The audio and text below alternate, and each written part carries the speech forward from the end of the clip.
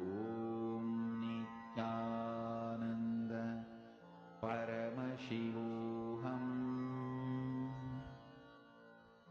Om Nithyananda Paramashivoham. Om Nithyananda Paramashivoham. Om Nithyananda.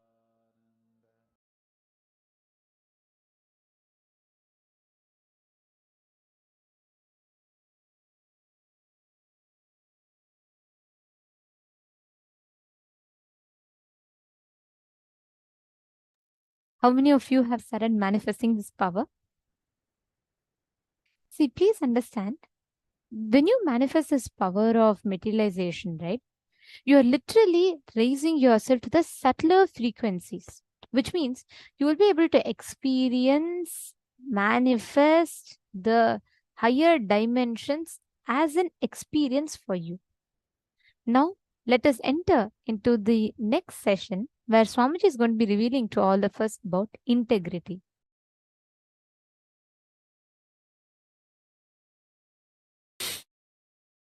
The first thing I wanted to share with you, nothing is needed from your side other than declaring simple integrity. Just simple integrity, and listen to the satsangs, that is enough. This system is now fully ripe with extreme compassion and life positive attitude. Understand? When I declared my simple integrity to my Guru, Arunagiri Yogeshwara, all I know is what he loves, I will love. What he hates, I will hate. What he wants, I will want. What he does not want, I will not want. That's it. That's what I call simple integrity. You don't even need to struggle, because I am going to give you the most powerful logic in which Paramashiva functions. Understand? Please, all of you understand this one point. We always think we are too smart. Just by coming to conclusion, we can execute the conclusion. Whenever I try to speak elaborately about vegetarian lifestyle or compassion, people try to intervene and say, Swamiji, what do you want to say? You mean I should be vegetarian, I should drop non-veg, that's all, na? Okay. But whoever talks like that, I've always seen they fail when they start executing. Understand? Listen very carefully. If you try to jump to conclusion without loading yourself with enough powerful cognitions, your conclusions will not be powerful enough to break your patterns. So when you struggle, when your conclusions are not powerful enough to break your patterns, when you struggle, when your conclusions become powerless, you enter into frustration and your anger turns towards Guru and the whole system, science. Understand, whenever you are not able to make your conclusions into reality, gather more knowledge, more powerful cognitions.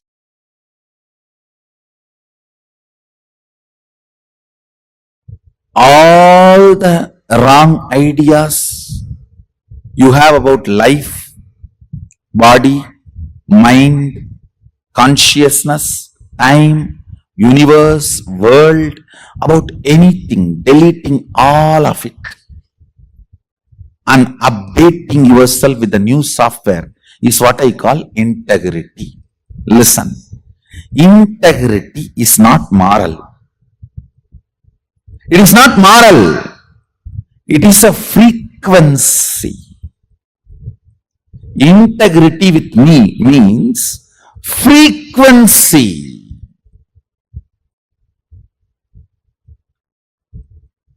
You will not come late to the class.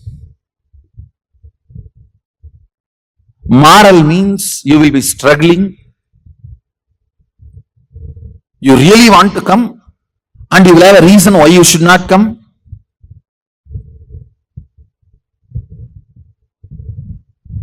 Absolute hypocrisy. The extreme hypocrisy I have seen is, I really want to be there, Swamiji, I don't want to miss Swamiji. Lies and lies and lies. See, lies which you yourself believe is called hypocrisy.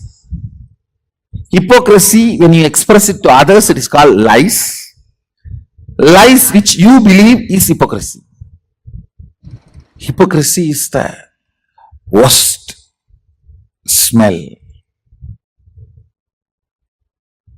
Listen.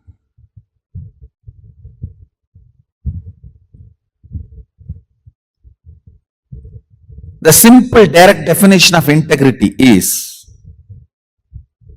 honoring every word you utter to yourself and others as life. Listen carefully. Thought currents you are entertaining is talks going on with yourself. Be careful about your thinking because you are listening. Be careful about your thinking, your thought currents, because you are listening. Even if you think,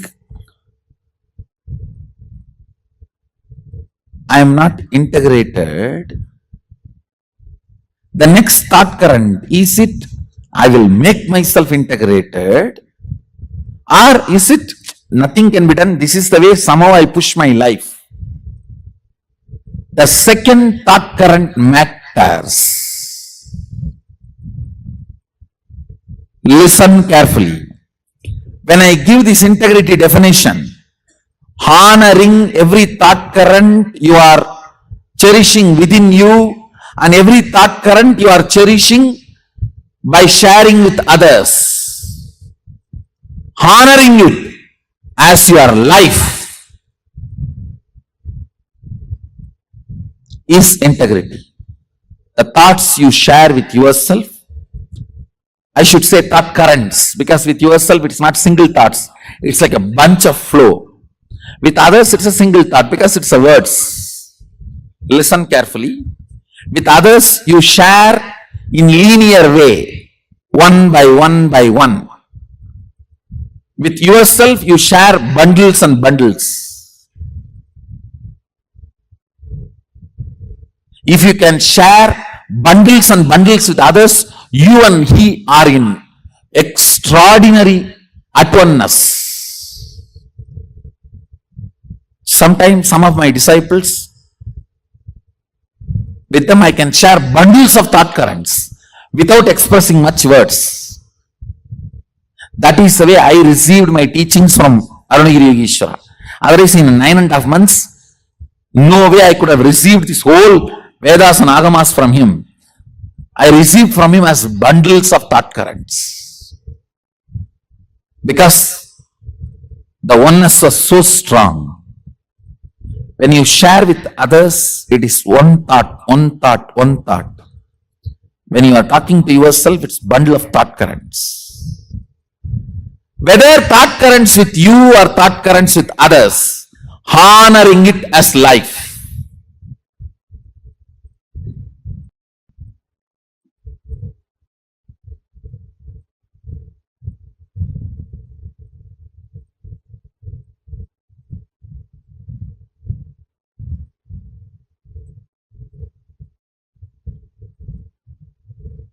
Integrity is a frequency. Just integrity is enough for you to manifest Sadashiva's state, space, powers, everything. Nothing else is required. Just integrity is enough.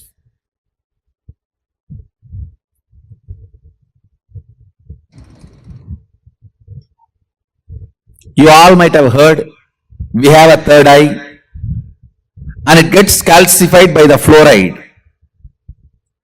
Same way, we have one more intra-organ called vak, not internal organ. Internal organ is the card box. It's called vocal cord. Intra-organ is the vak. Vak is the software of our vocal cord. Third eye. Physically also there is a third eye, and you need a software to operate the third eye. That software is what I am giving as third eye initiation.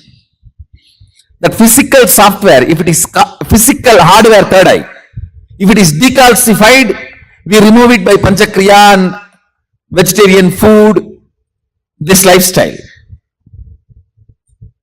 Same way there is something called vak. It gets calcified by all the lies you uttered from the time you started your life. Understand? Listen carefully.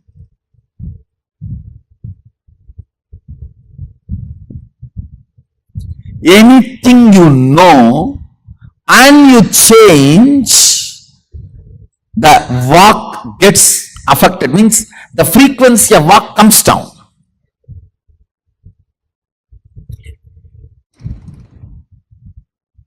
If your vak is raised to high frequency, I can give you one initiation, materialize. You will start materializing, that's all. Why the Balasans, the moment I initiate, start manifesting powers, and why many of the adults are struggling? It is because the vak is in such frequency, the frequency is not even matching. I am in Jupiter, you are in somewhere Patala, means underworld. Understand, it is a frequency.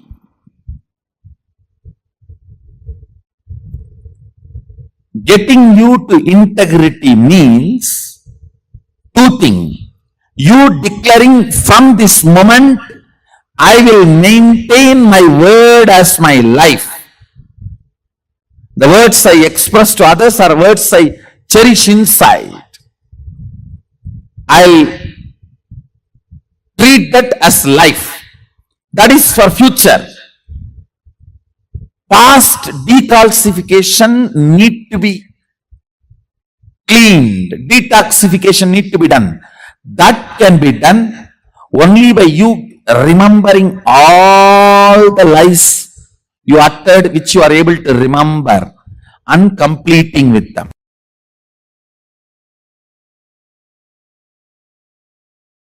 Strange conclusions you create in your life without simple integrity is what I call virus inside, which continues to keep you as a slave forever. This is the straightforward, most practical solution. You need to understand almost 99% of your conclusions, the cognitions you carry about you, life, strange stupidity. If I wear the black dress today, the whole day will be bad. How you came to conclusion? If I see somebody in the morning wearing black dress, the whole day will be bad. How you came to the conclusion? Coming to strange conclusions and operating to strengthen those conclusions in your life. understand what I am talking, I am giving a very superficial examples. I can go deeper. Go deeper. When your body is in good energy, after a cup of coffee, how you think and perceive, how your cognitions are. When you are tired, bored, body is tired, how your cognitions and perceptions are. See, your cognitions, your irritations, your inspiration or boredom is not logical. It is just cup of coffee. It is just few chemicals and hormones.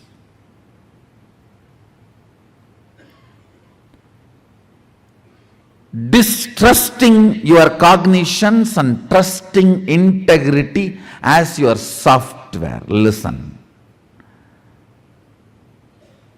Just disowning all your cognitions, deciding to catch up with the integrity. Integrity means I am defining.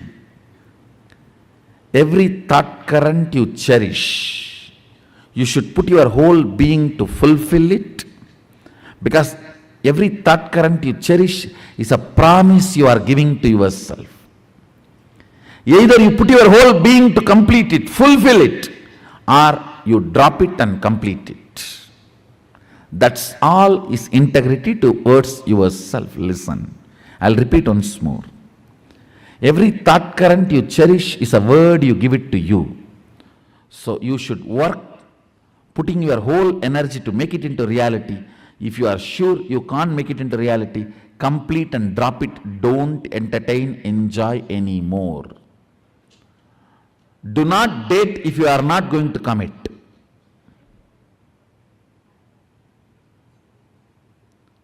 Same thing outside. Give a word only when you are going to live it. If not, drop it. Just this one, only one, integrity, replace all your cognitions. Your cognition about God, your cognition about world, your cognition about life, your cognition about society, your cognition about your body, your cognition about your mind. Replace it just with this simple, straightforward integrity. The kind of a transformation you will go through, I tell you. In Ayurveda, there is a very simple one verse by a great Siddha. He gives deathless life, the art of deathless life. Take care, the throat is always clear. You will not have death. Looks so simple. One, true, the statement is true.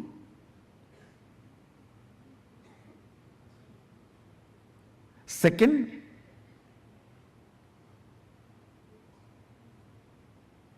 all problems start with your throat infection.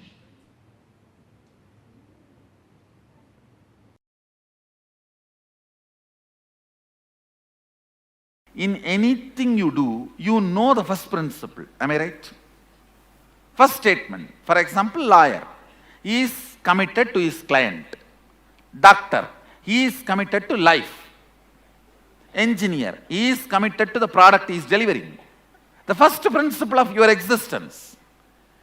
Being integrated to the first principle of your existence without the fine print footnotes.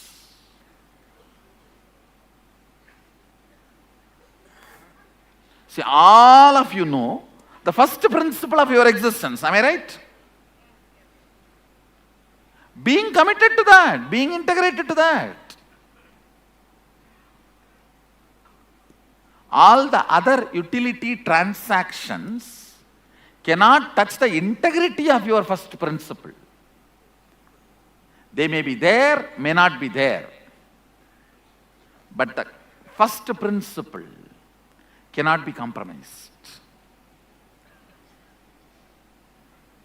Cannot be compromised. I tell you, first principle brings strength.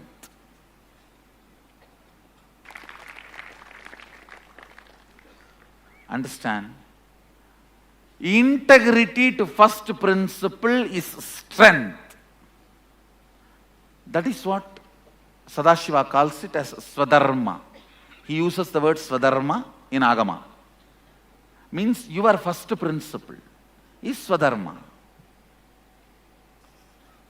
All of you are very clear about your first principle. Am I right? What is your first principle? Means your declaration about you to the world. All of you know your first principle. Being integrated to that, that's all.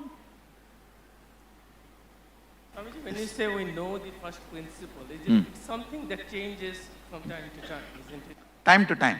Yeah. I should say, the practical application may change time to time, but not the first principle itself. First principle itself does not change time to time. Surely it doesn't change. Like you said, if someone becomes a doctor, or then he wants to become an engineer, then Oh, no, what I am saying, that time what I said, multidimensional. That I used. Here what I said is, your main commitment. Even if you are doing multidimensional, then your first principle should be, when I am declaring myself as a doctor, I am committed to life. When I am declaring myself as a lawyer, I am committed to client. When I am declaring myself as an engineer, I am committed to the delivery of the product. That's all. So that's the first principle. What I am declaring, that forms my first principle. Your first principle is your Swadharma. And being integrated to your Swadharma without shaking or letting your integrity to be shaken by any of the outcomes and side effects. Whether you are praised or blamed or showered, supported or beaten, being integrated to your first principle.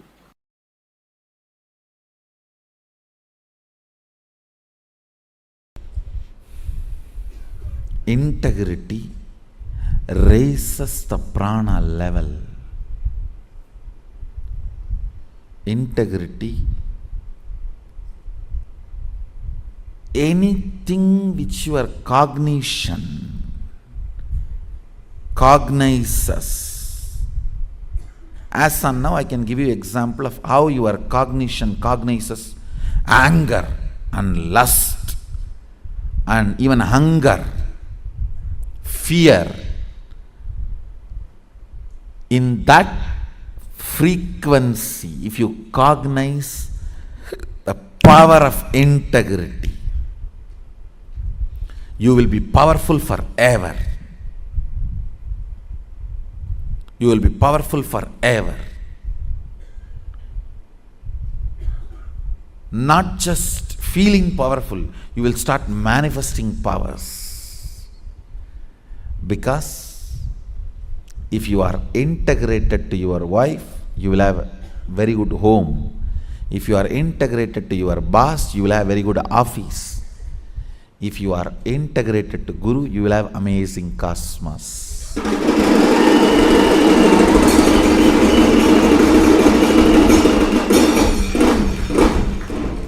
Your integrity is directly integrity to me.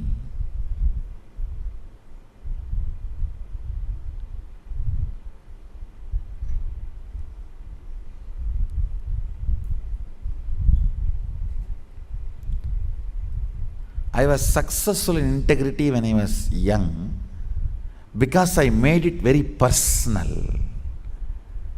Like I have to get up and run because I am going to see Arunagiri Yogeshwara. It was such personal, intimate experience. I became successful in integrity.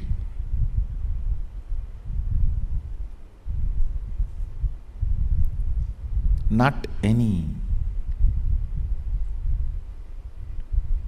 other logical practices. Practice may make you perfect, not integrated. Cognitive shift makes you integrated. Decision makes you integrated. That is why when you miss integrity, I am not asking you to practice integrity. I am making you to decide to be integrated from now. Declarations are decisions of reminding yourself, let me burn me with integrity. Let me awaken me to my integrity. Let the best of me be awakened in me. Let the best of me be awakened in me.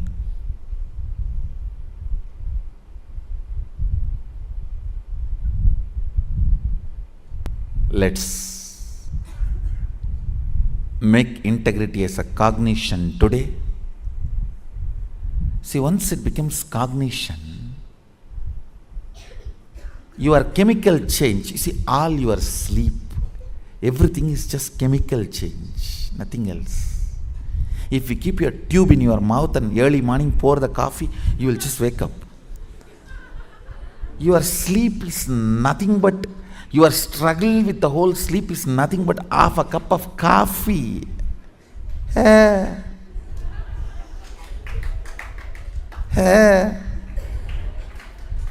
No, really.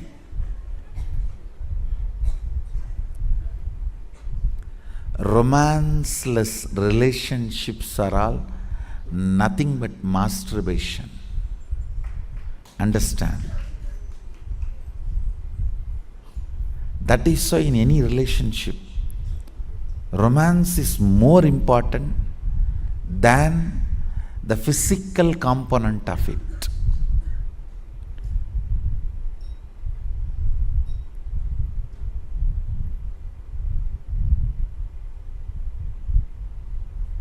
All your struggle with the sleep or tiredness or boredom is nothing but simple chemical imbalance. If you are feeling sleepy, tired, tell yourself it is not mental, it is just physical chemical imbalance. Integrity will clean it up. When you clear chemical imbalance using integrity, you bring tremendous health to your system. Understand?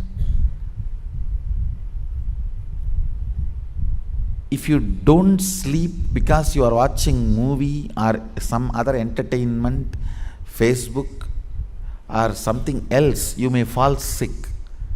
But if you don't sleep because you are practicing certain integrity or tapas, you will never fall sick. Only your body will become healthy.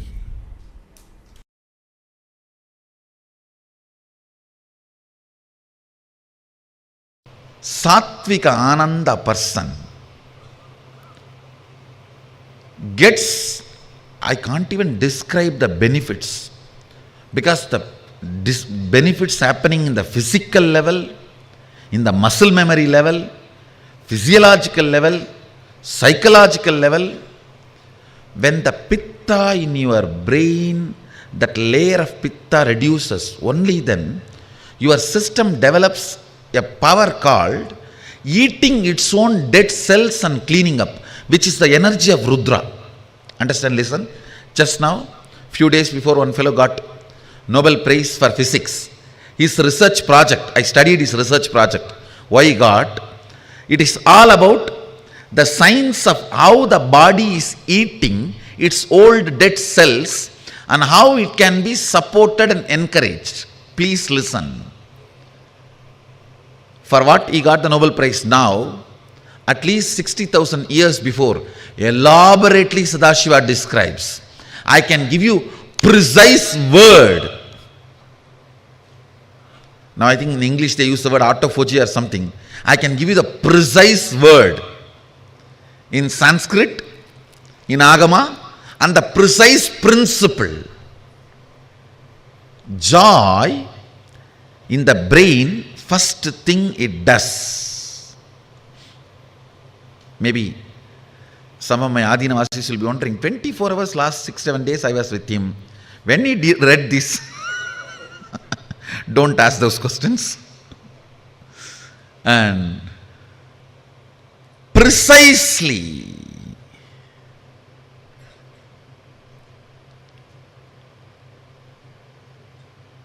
the Sattvika Ananda, what it does, listen, it will clean up the Pitta layer in the brain, means the layer which makes you powerless, tired, and withdraw from the life for no reason. So actually, when the Pitta layer attacks you, suddenly you will feel like frustrated and don't want to get involved with anything. If you come face to face with your mother-in-law or boss, or the people whom you don't want to see, what happens to you at that moment? Imagine that's the same thing, the Pitta layer spreading. Listen, this Sattvika Ananda first thing cleans up that subtle layer of Pitta, that is one. Second, it awakens the Rudra energy in you, which makes your system eat all the dead cells and dead parts of you and clean up. Just clean up.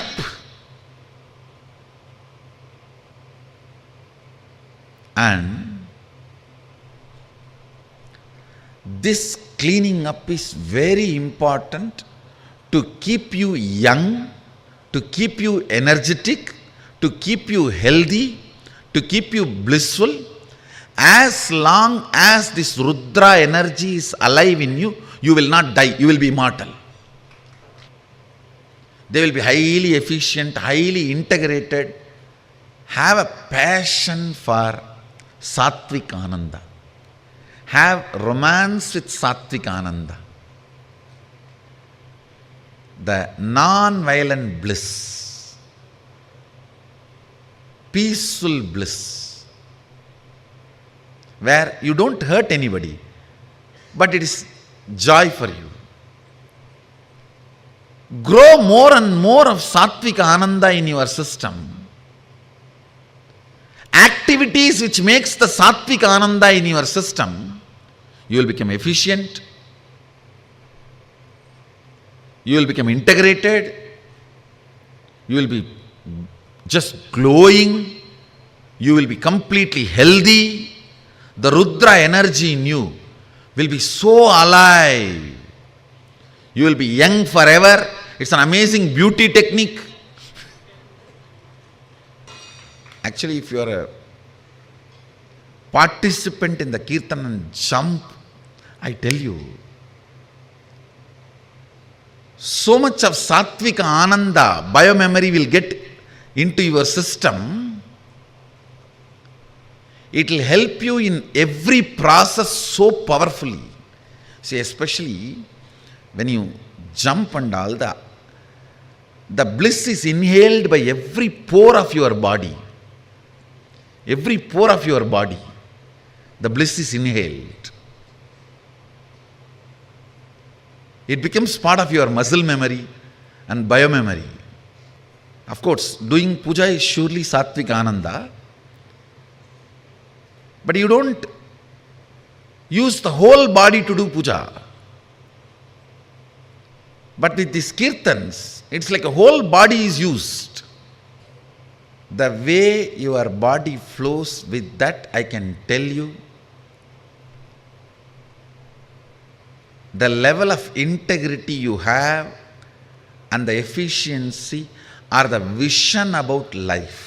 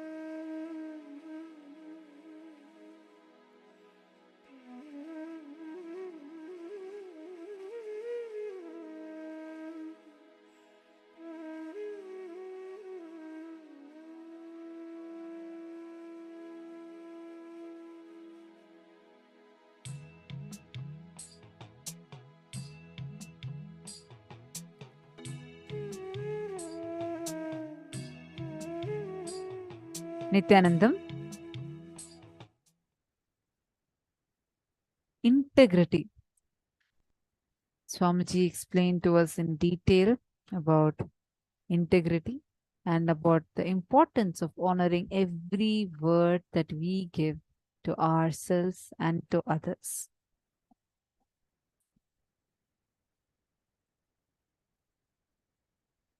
About integrity in the second day of the program, right? But here, Swamiji made a very important upgrade to the very definition of integrity. Swamiji had beautifully revealed how integrity is not just you honoring the words, but you fulfilling, aligning every action, every thought current to your life's purpose. The integrity is the first principle to becoming Sadashiva. Every time when you give a word, see, it's not just like, oh, I tell, if like, for example, let's say I tell Ma Hiranmayi, I will give in 5 minutes, I will come and give you, let's say something. I tell you, okay, within next 5 minutes, I'll come and give you $500. I am responsible to fulfill it, giving my life to fulfill it. Only then it will be sattvic ananda. Only then we will experience the organic sattvic bliss, the non-violence based bliss. Every one of us, Swamiji gave a completely beautiful understanding about the very concept of integrity as we know it. Honoring the words, fulfilling every words, thoughts that you give to yourself and to others. That is integrity. Now, every one of you that are sitting here, all the participants that are sitting here, just decide consciously to be in that space of integrity and operate everything in life. When you are integrated, you literally become in tune with the cosmos. When you are integrated, you start aligning to the cosmos, and everything that life presents to you, you will become so aligned, so strong, powerful, and integrated. Are all of you catching it? Okay, now can each of you post what is the understanding of integrity that you newly got?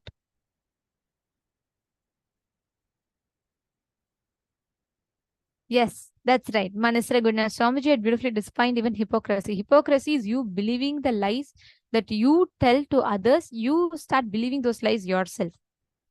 Lying is you being hypocritic to others, and hypocrisy is you believing your own lies. Now, this is a very, very powerful revelation from Swamiji. I request every one of you to post how has your understanding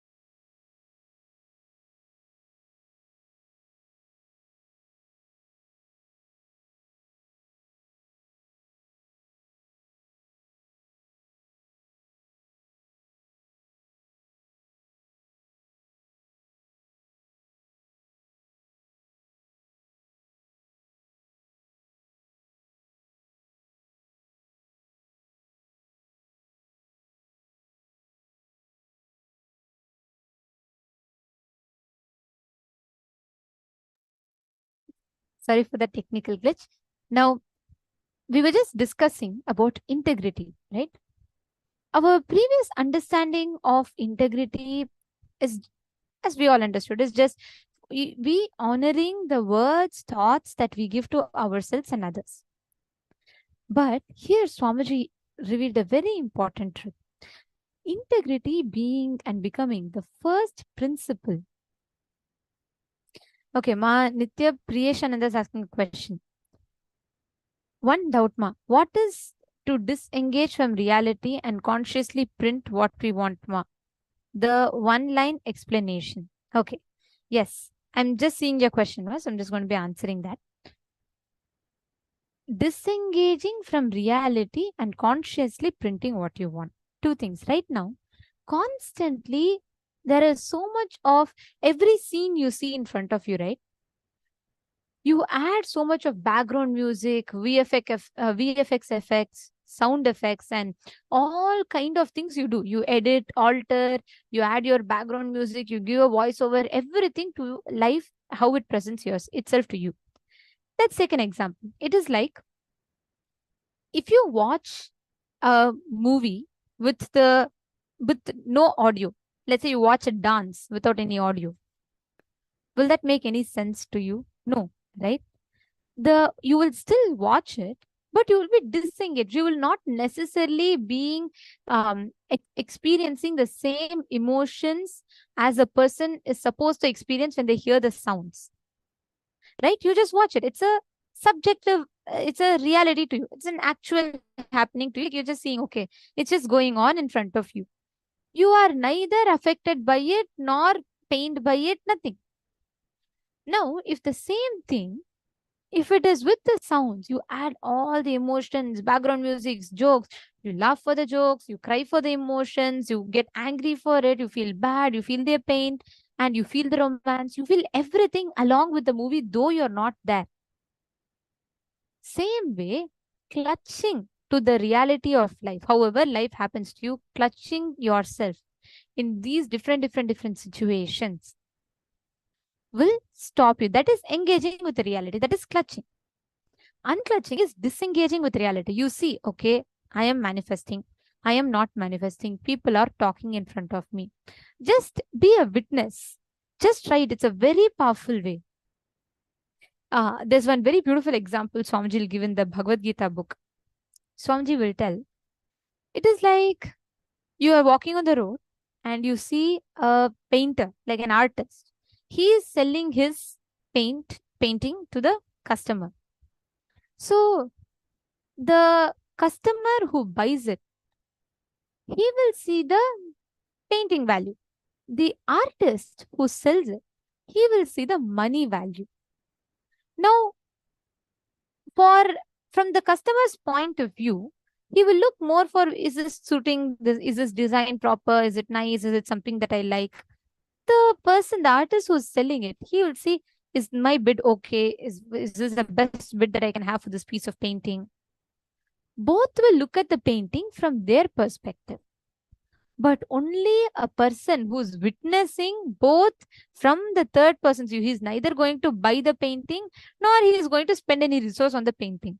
He is just seeing the painting. Only the person who's just seeing the painting can actually enjoy the painting. It is such a beautiful example that Swamiji gives.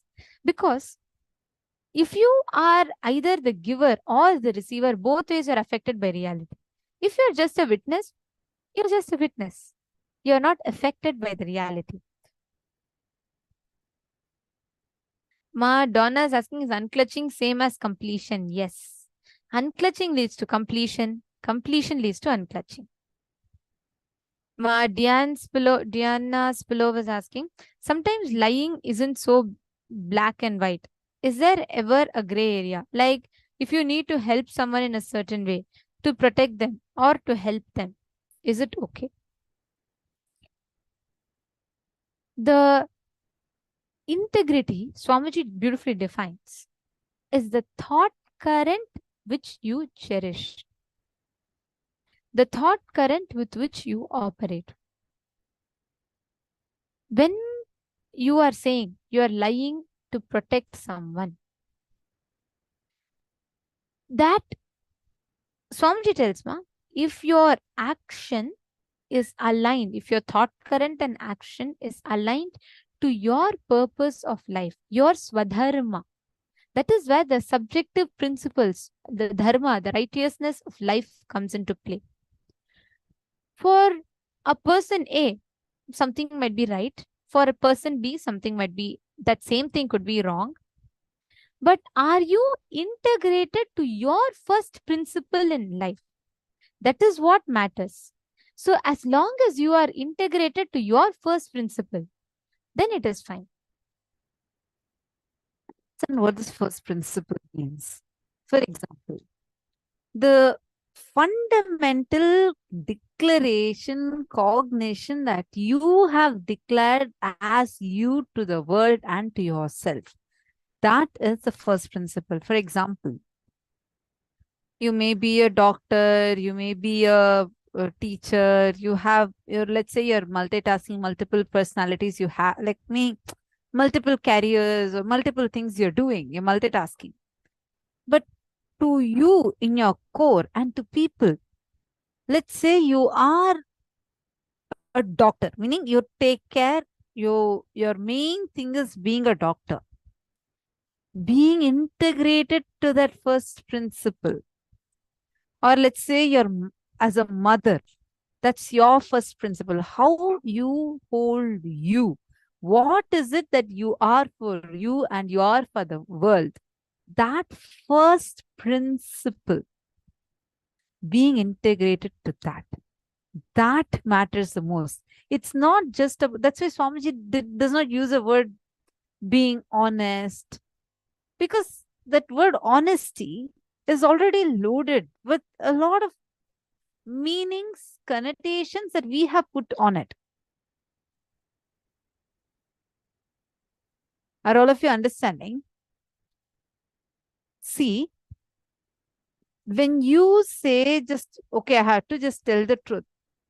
In multiple situations, you, even though you may be talking the truth, you are not being integrated to it. What is your first principle? Being integrated to that. That is the real integrity.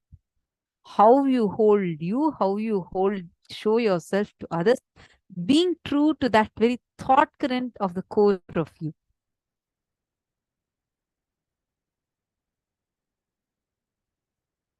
Now is asking, is unclutching the same as completion?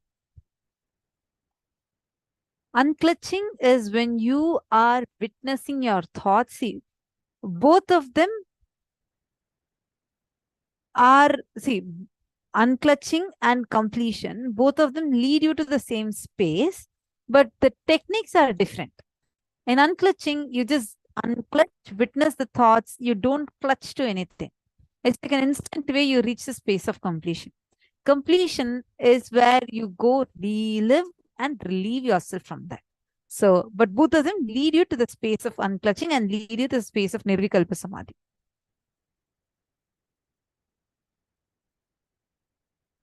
Swamiji has given all of us this very, very beautiful and powerful revelation on integrity.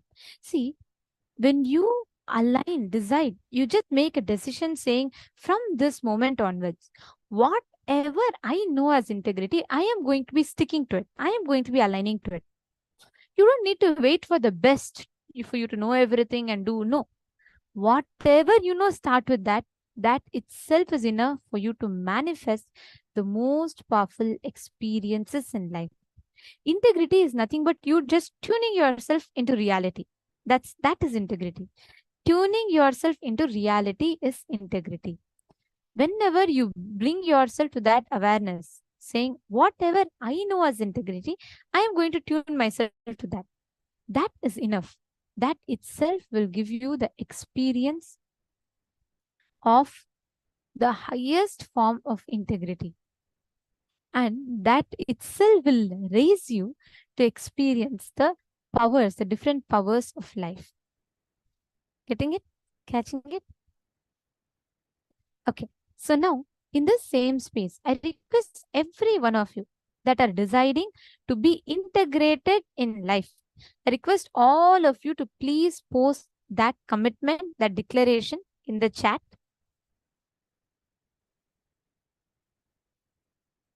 And all the wrong ideas that you carry inside of you, you dealing that with integrity and realigning those ideas is integrity. All the wrong ideas that you carry inside of you, establishing yourself in the Sattvic Ananda. Now, take a few minutes and write the declaration. Pen down all the wrong ideas that you have about integrity, you have about life, you have about following the principles, and write a clear declaration that from this moment onwards, you will be integrated.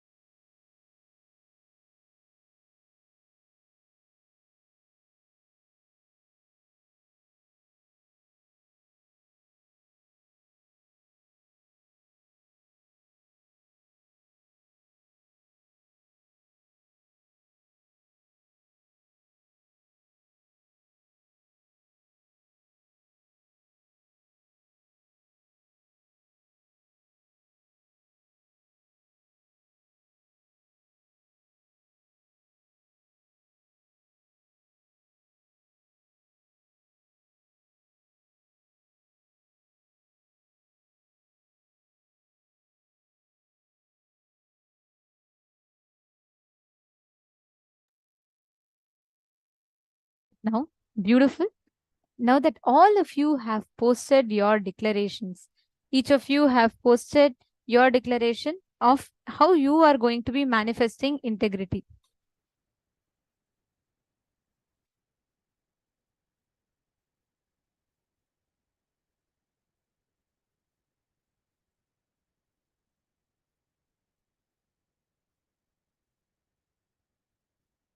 Now, in this same space, let us all enter into the power manifestation session. Let us manifest this experience. See, what happens to our inner space when we are integrated is we start getting tuned in to the cosmos. We start getting tuned into the existence, how exactly the existence is manifesting itself for us. So please understand, integrity is the key principle for us to manifest powers. Integrity is a key principle for us to manifest Sadashiva. Getting back to integrity, getting back to the space of integrity is what makes us manifest the highest experiences in life. Now, we're going to be entering into a very, very beautiful session. Understand, it's very beautiful. Each of you have posted your commitments to take up, become integrated. Each of you have posted how you are going to be fulfilling integrity and fulfilling every word you give to yourself and others in life. Now, with this declaration in our inner space, we are all going to be entering into a very beautiful session, understanding about the Siddha tradition. So let us all now listen to the revelation.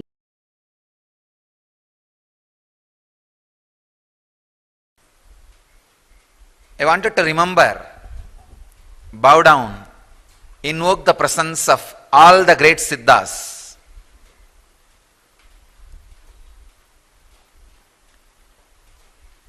With this stotra, திட்டமுள ஆரியனில்லாது நோக்கச் செய்த சிவவாக்கியந்தான் நூலேயாதி பட்டினத்தார் பாடலொடு புலம்பல் ஞானம் பத்திரகிரி அருட்புலம்பல் பாம்பாட்டிச் சித்தர் வட்டமரை இடைக்காடர் அகப்பைச் சித்தர் வடிவற்ற குதம்பைக் கடுவெளியாஞ்சித்தர் தொட்டுரைத்த குருமுனிவர் அழுகஞ்சித்தர் துறை நின்ற நந்தீசர் நாமதேவர் தேவரொடு கொங்கணவர் ரோமநாதர் திருமூலர் கருவூரார் பொதிகைச் சித்தர் ஆவலொடு இவருரைத்த ஞானமையாவும் அவனியுள மனுக்களெல்லாம் அறியவென்றே பாவலரை நாவலரை வண்டிதோரை பற்பலவாம் பெரியோரை பணிந்து கேட்டு மாவிதமாய் பிழையின்றி திருத்தஞ்செய்து மாசரவே அச்சியற்றி மகிழ்ந்தவாறே. This is the stotra preface of Periyañana Kovai, where all these great Siddhas are remembered. Siddhas who are named here and who are not named here, I remember all of them. Humbly request their presence be here. Bless all of us, guide all of us, understand and experience and radiate the great Siddha tradition.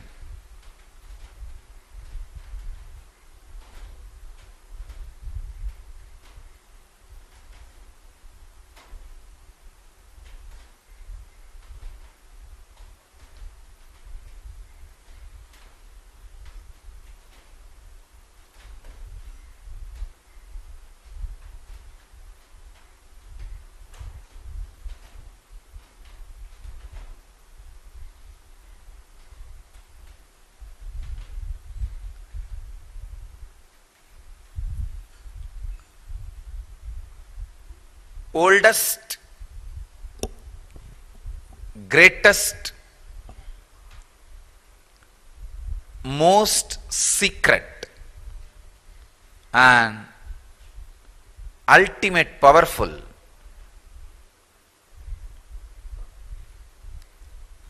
tradition is the tradition. Please understand, all the word I uttered, I am responsible for it.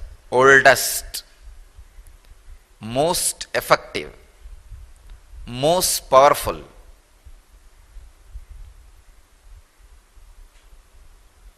most secret. As Krishna says, Raja Vidya Raja Guhyam. When it is most powerful, it is always the most guarded secret.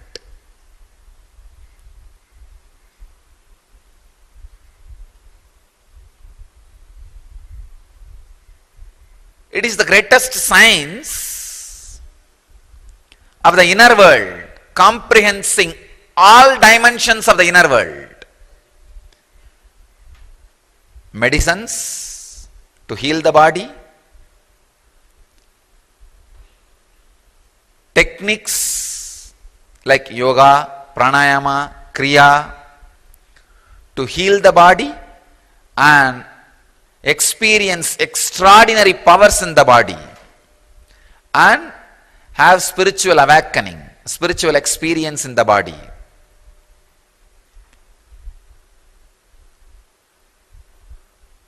Yantras, mantras, tantras, techniques to handle the whole cosmos as they want.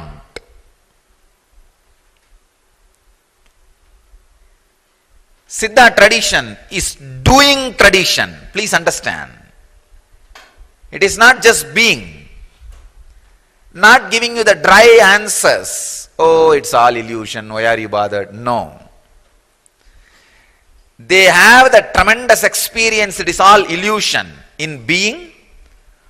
And they have the tremendous capability to play with illusion and alter as they want.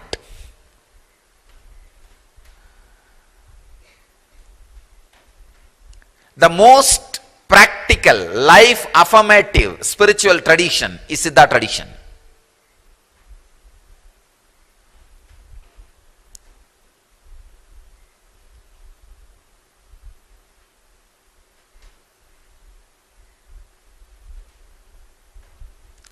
Most comprehensive, most life affirmative means not just moving away from life in the name of some concepts, theories. Working with life, playing with life, and just very playfully expressing all kinds of energies and experiences. Siddha tradition is the only tradition who has pill for enlightenment. Understand? They can give enlightenment just like a pill. And it is doable. They have done it. As the living representative of that tradition, I promise the world I'll do it for you guys.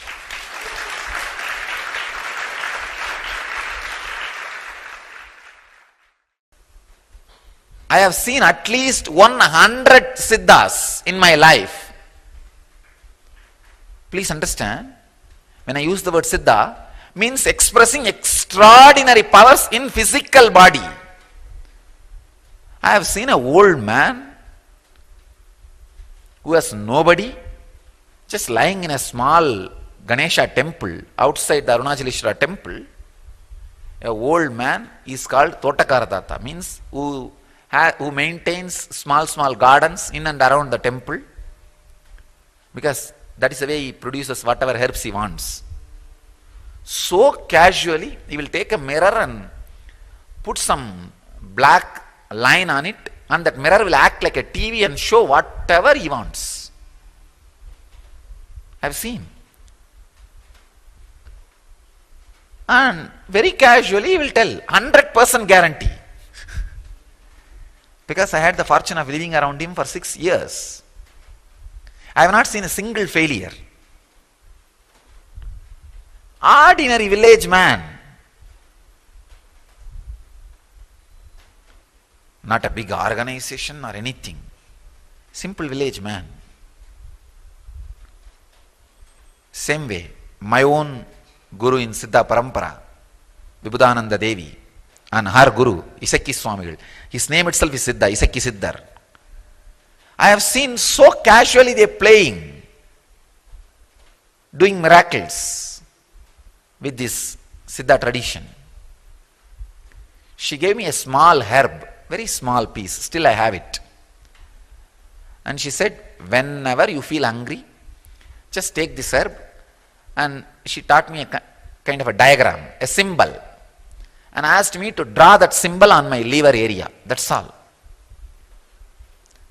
She said, your body will have all the energy needed. You don't need food. I tell you, I promise, I used that at least 5,000 times. At least 5,000 times. You think, what, 5,000 means? Almost 3 years, or see, per day 3 times. Then it comes to so long. How can that be? I tell you, whenever I felt hunger or thirst, I just used. It works.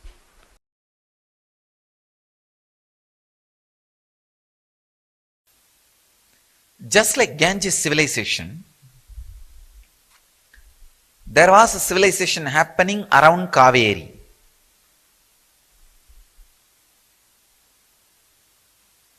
One fortunate thing with Kaveri is, the Kaveri was flowing in the area where a lot of hills, intense, dense forest. Please understand, with the Ganges civilization, it was more plains, and because of that extraordinary floods, and Ganges changing the course, and too many rivers, Ganges, Yamuna, tributaries of Ganges, tributaries of Yamuna, the whole thing has become plain. The possibility for forest doesn't exist. But with the Kaveri, the possibility for forest remained. So this civilization happened in the hills and forest and river. So naturally, the knowledge, the technology evolved in such a way, a lot of wisdom, truth about the herbs and the plants started happening in this Kaveri civilization. All the extraordinary achievements, all the extraordinary discoveries happened in the Kaveri civilization, were organized and systematized, evolved as a system, as tradition, by a group of enlightened mystics and masters. They are only called Siddhas.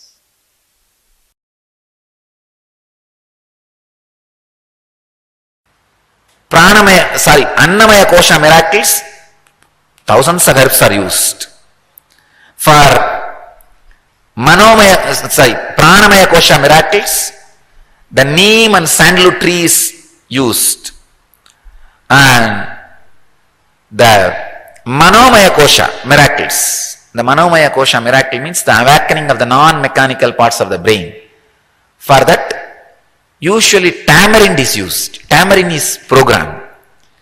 So the tamarind can be programmed, especially the tamarind shell can be programmed. The tamarind shell, if it is taken and processed and given,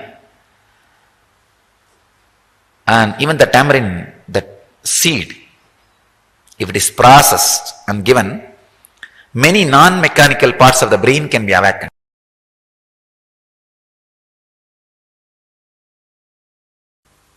Astral travel in Siddha tradition. I wanted all of you to know, astral travel is a too poor word for Parakaya Pravesha. Parakaya Pravesha is something far beyond, but I have to use the word astral travel, two reasons. One, there is no other word in English other than astral travel. as far as I am able to search. Second, only this astral travel word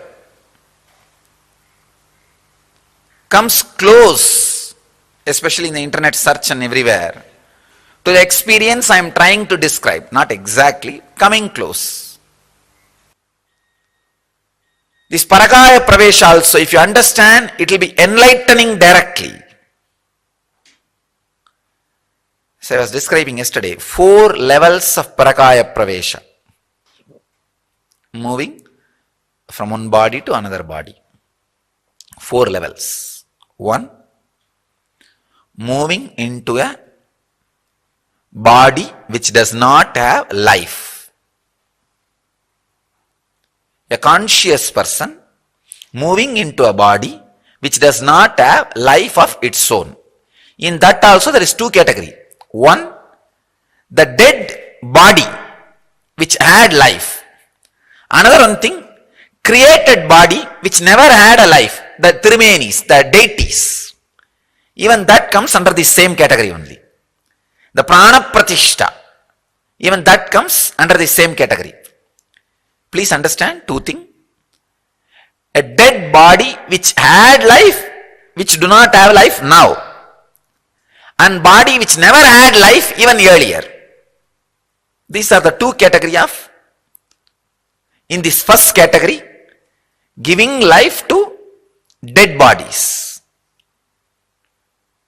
That is why even the deities, before the energizing process, you will be surprised to know, they will make a effigy of deity in straw, and that will be taken round the temple in which the deity is going to be installed. It will be burnt and Shraddha will be given.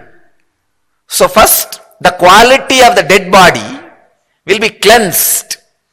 Then the life will be infused into the deity. You will be shocked if you know the complete ritual.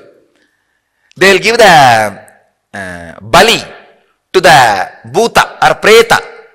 See, first the statue, the idol, the moment it is completed, the carving is completed, it is considered as a preta. So they will do all the rituals, giving bali, everything to the preta. You see, when the sculptor carves, his visualization, which is a mixture of life and matter, will get into the deity. So that needs to be removed. Only then it will become a complete preta. The bhuta has to be removed. Then, for the bhuta only they will give bali. Then it becomes preta. If it becomes preta, now it has to be burnt and cleaned. So they will make the effigy and drag that around the temple and burn it. Now it is a clean, fresh, dead body where life can enter, life can penetrate. These are the 2 levels in the first level, first category. Second, a living person entering into a living person's body. That is what we call Divya Sariris, or becoming mediums. And an enlightened being is radiating his high frequency consciousness with a deep love and devotion and surrender. If you offer your low frequency ego, that slowly gets melted, and this Divya Sarira starts reflecting in the living body. This Sutta Sattva energy starts reflecting in that body. It's a very powerful thing. Please understand, very powerful thing. So that persons, they become medium, and constantly if you stay in the consciousness of medium, the other day I was inquiring, all the people who were medium during the healing initiation, invariably every single person says there was no thought. We don't know what was going on. Something was moving the body. Something was moving the body.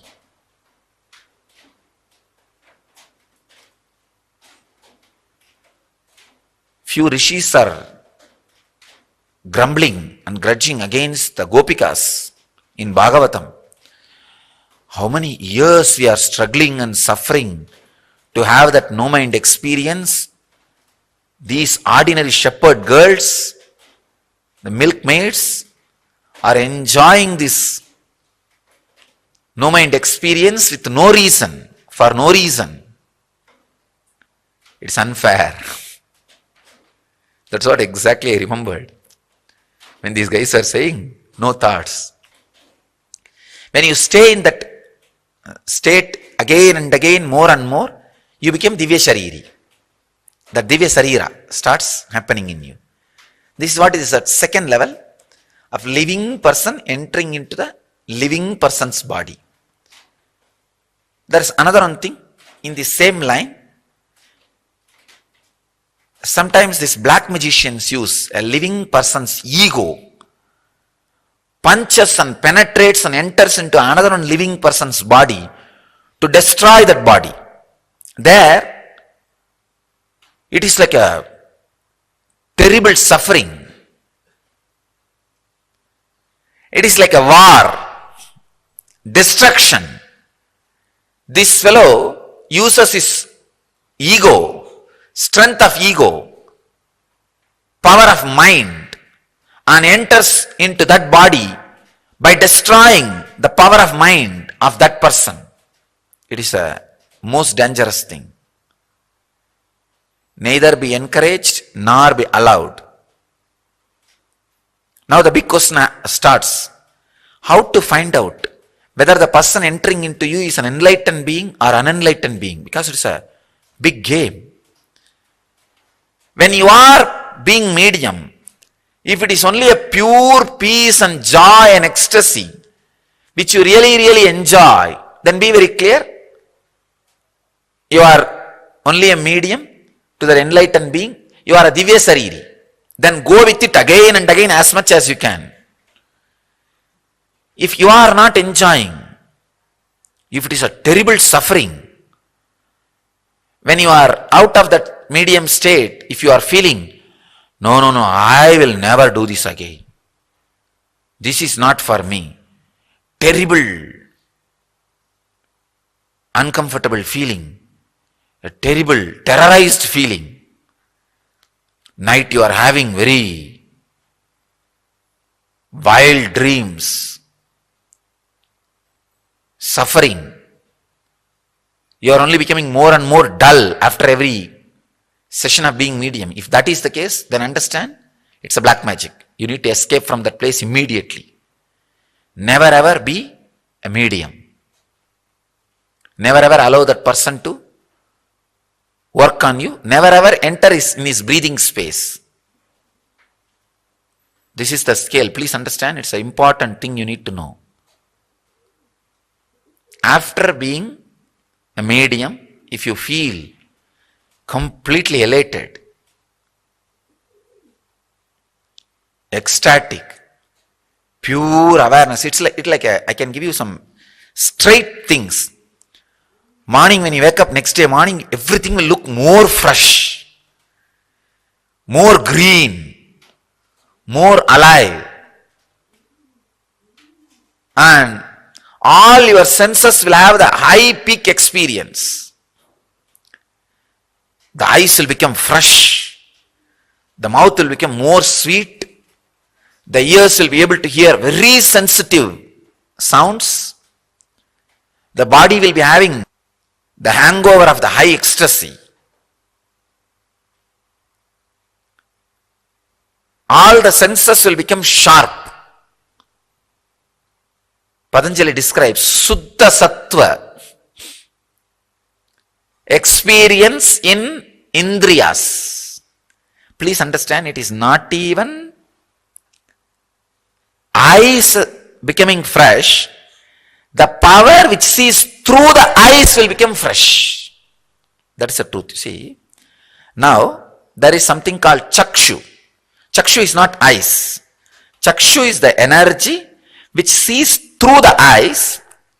That is usually corrupted by layer of thoughts. For example, Here, if you make too much duna smoke, that sambrani, the incense smoke, continuously every day, the dust will settle down on this cloth and one layer of dust will happen within a month. Same way, too much samskara on chakshu, a dust will settle down on the chakshu, and whatever you are seeing through the eyes will become dull, even though eyes are not dull. Understand the difference? Eyes having power is the side effect of chakshu becoming dull for a long time. I am not even talking about eyes themselves becoming dull. I am talking about chakshu becoming dull. Chakshu is the power through which you are seeing the power with which you are seeing through the eyes. Very strong lessons. You need complete attention. But the lessons will be really helpful. This technical knowledge will really be helpful, not only for enlightenment, for making your life more and more blissful and happy and joyful, becoming a new human being. Becoming a new human being. Understand? If you act, cooperate as medium, and if your chakshu becomes pure next day morning, you feel, oh God, things are so fresh, alive. Then you are traveling in the path of Divya Sarira. Mouth having a deep taste, not just the mouth, the deeper mouth. It's called annak. In Tamil we say the part which hangs inside your tongue, the deeper mouth, this area. That inside the throat, feeling intense sweetness or a very sweet smell being experienced in the nose. That is what is the perfume of Divya Sarira, of the Master. Understand? Perfume smell of Divya Sarira of the Master. This is the second level, Paragaya Pravesha, astral travel. The third level, the Siddha who doesn't have body, entering into a dead body.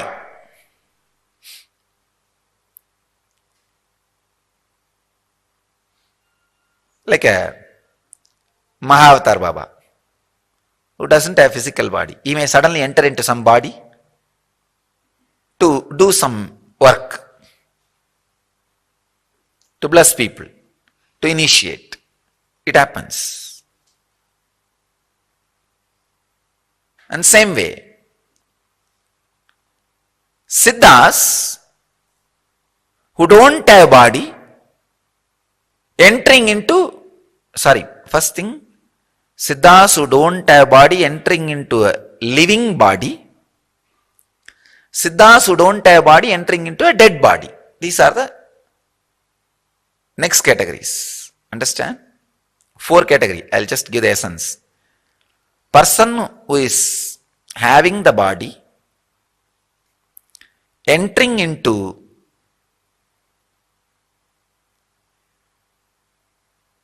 the dead body, person who is having the body, entering into living body, person who does not have body, entering into living body, person who does not have body, entering into dead body.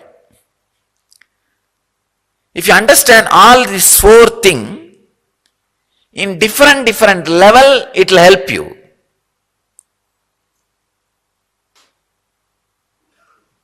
First, if you understand the possibility, a Siddha can reflect, radiate himself in your body, naturally that is the best thing can happen to your body. Just get out. Get out of your body. Let him occupy. That is the best thing can happen to your body. Understand what best can happen to your body. Then that becoming Divya Sarira. That's the greatest thing can happen to you and the body.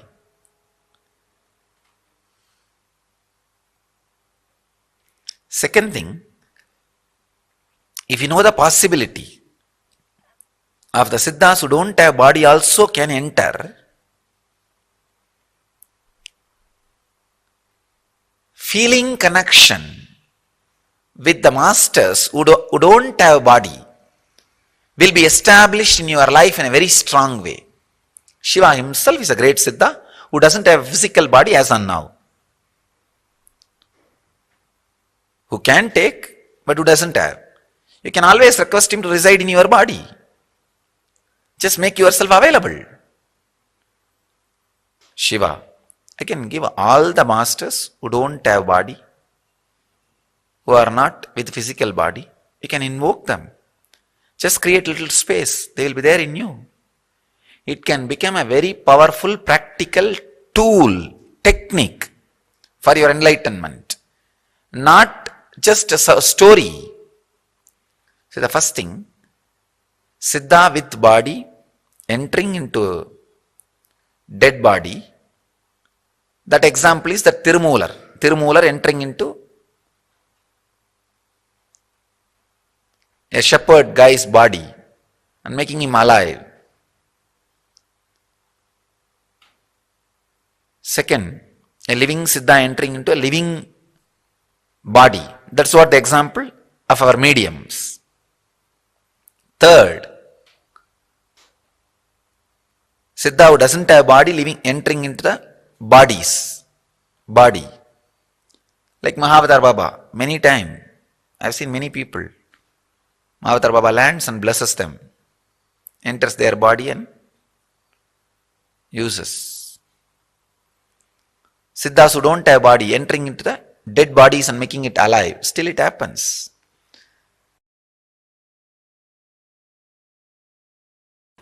Please understand, each attraction, for example, you are attracted to certain food. So one of your nadi will be engaged, means that reflection will use that particular nadi to retain the memory about that food and craving about the food and the necessity for that food and the satisfaction which you enjoy when you have that food. That whole file will be in that one nadi. If you are afraid of something, one nadi will be used to keep the file about that fear and that object. If you are using too many nadis, you are caught in what you are seeing. If you are retrieving yourself, if you are turning yourself towards from where you are reflected, not on which you are reflecting. Please understand. On which you are reflecting is worldly life, from where you are reflecting is spiritual life. If your life is flowing towards on which you are reflecting, it is worldly life. Pravritti, in Sanskrit we call. If your life is reflecting on from where you are reflecting, it is called nivritti, an enlightenment life. In the 72,000 nadis, if at least 10,000 is centered towards from where you are reflecting, all other 62,000 is reflecting on which you are reflecting, you will be balanced. All I am asking is just to dedicate 10,000. Means maybe 1 hour or 2 hours of your life being centered on the higher ideals. Your actions and thinking at least 1 hour or 2 hours being centered on the source from which you are reflecting. That's all I am asking, nothing else.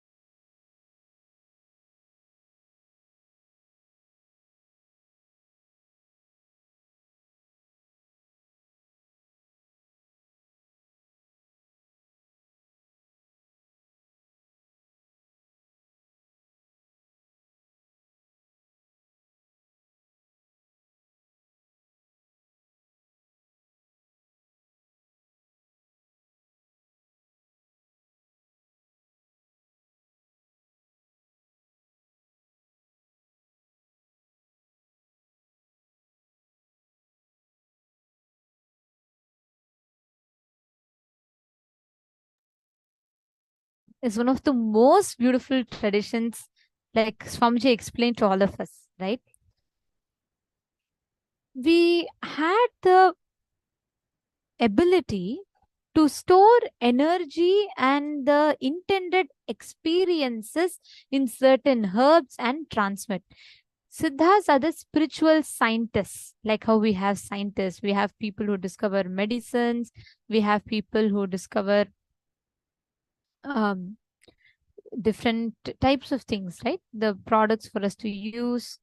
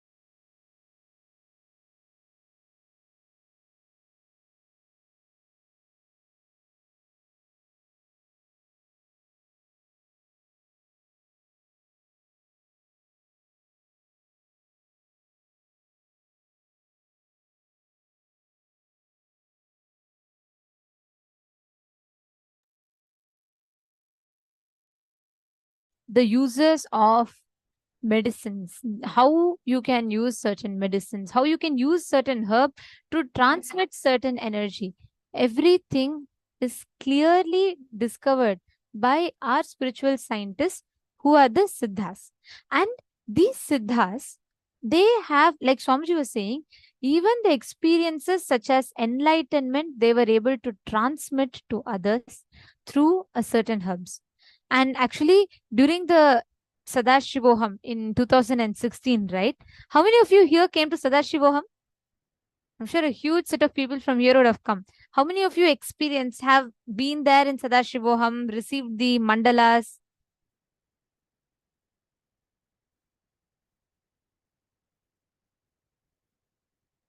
Put in the chat. You can post yes in the chat. Okay. Yes, I know. I remember Ma Priyesha being there. How about the others? How many of you here have been in Sadashivoham?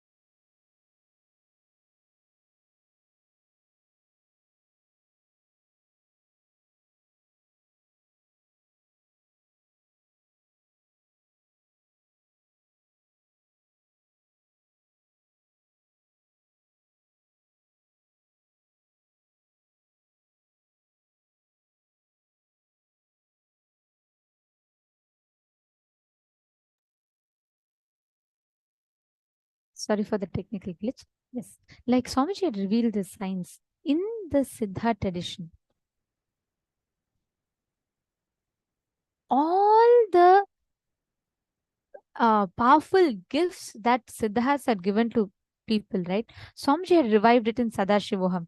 Like Priyesha had posted she was in Sadashivoham, and so many of you have posted you were in Sadashivoham. Shuddhadvaitam, yes, in Shuddhadvaitam, I don't think Aushadas or this thing was there. Mahasadashivoham or Sadashivoham was there. So actually that time, right, whether it is taking the mercury, putting mercury into a certain herbs and combinations and energizing it. Like for example, Swamiji will do a particular cosmic diagram in a particular kind of powder and he'll energize it for awakening someone's third eye. That is one Aushada. There'll be one more Aushada that is particularly designed to attract wealth in people's houses. It should only be kept in office. There are certain mandalas which should only be kept in bedrooms. Like this, exactly as per what needed to be there for what it needs to, like what is its desired effect. Swamiji had designed these products. Everyone were gifted this. This is like a profound science which is almost, I should say, lost. And Swamiji has revived it beautifully. So, Ma Lucy has asked a question. Wow, how powerful. Thank you so much, Swamiji. Question. People in Haiti use similar techniques, but unfortunately for often selfish purposes or to hurt others through black magic. What is the best way to protect ourselves from an attack of someone wanting to enter our space, being or body without our permission? Firstly, just to answer, ma. Firstly, if you have received an initiation and if you have a kantamala, please understand you cannot be affected. It is literally like a shield that Swamiji uses to protect you from any of the negative energies. First and foremost thing, let's first understand how this black magic is done. Like how Swamiji said, when these things are being used by using another person's ego and directing it towards people, that's where these black magicians use it, right? The only protection is Guru. Only Guru can protect you, and the most important thing, as she was mentioning, is this Kantamala. And you have to make sure you have Swamiji's dollar on your Kantamala and you're wearing it always. Kantamala is a protection shield. It's like literally continuously Paramashiva is protecting your life with it. So, Ma Lucy is asking, what is a Kantamala? Ma Lucy, this one that we wear with one Rudraksha, it's with Swamiji's dollar. This will be available in your local temples. In the temples nearest to you, you can go there and get this Kantamala.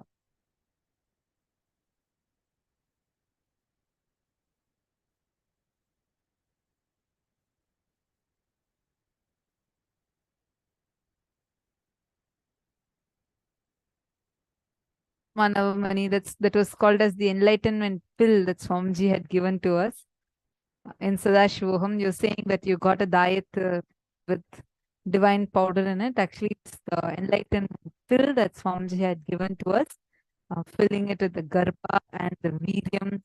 It's a very, very, very powerful process Swamiji had done and given in Sadashivoham program. In Mahasadashivoham, it was Aushadas.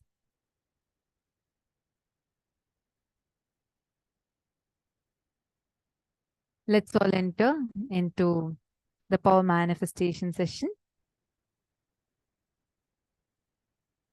See, Swamiji is actually reviving all these traditions. Whatever we are learning, Swamiji has been very actively reviving these and gifting these to us, the most ancient sciences to us.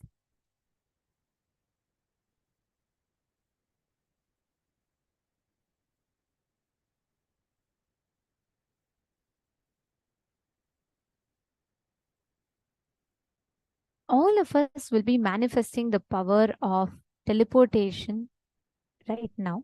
So what we are going to be doing is, I request every one of you to pair up with one person. So now from morning we did where we created things, right? We created consciously, we 3D printed what we want. And understand these are all advanced powers. So if you're not yet able to manifest and you're still not started manifesting it, don't worry. It will take time. But the key here is when you manifest today, you are given that experience, that powerful experience in subtler and subtler levels. You'll be able to start awakening the powers. Like Swamiji tells, when you manifest 10 powers, the first 2-3 powers start manifesting easily in you. You're understanding? So now what we're going to be doing is, you're going to be taking 2 cups. Okay. You're going to be teleporting a powder from cup A to cup B. You can take 2 empty bowls, cups, anything. Make sure there's no fan.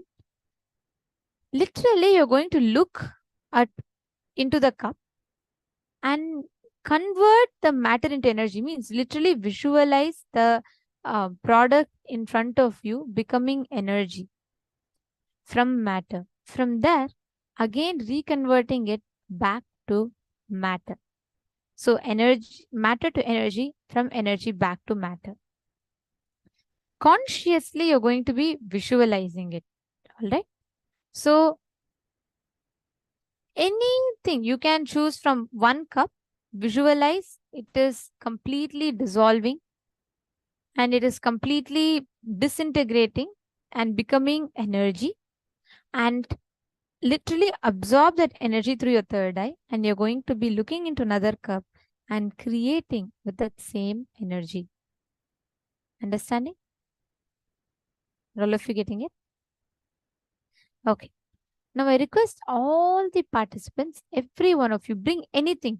Even you can bring your Atma Linga, you can keep anything and manifest it on it. Especially if you are connecting to the deities. Let's say you feel like, Swamiji is giving. I don't know my ability, but I know Swamiji will give me.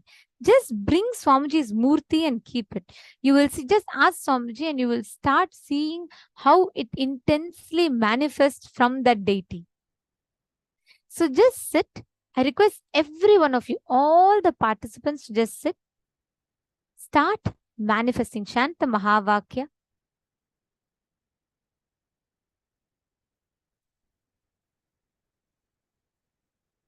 Intensely visualize.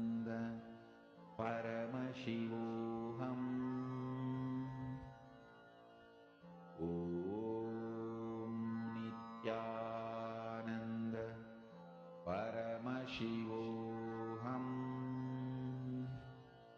Om Nithyananda Paramashivoham.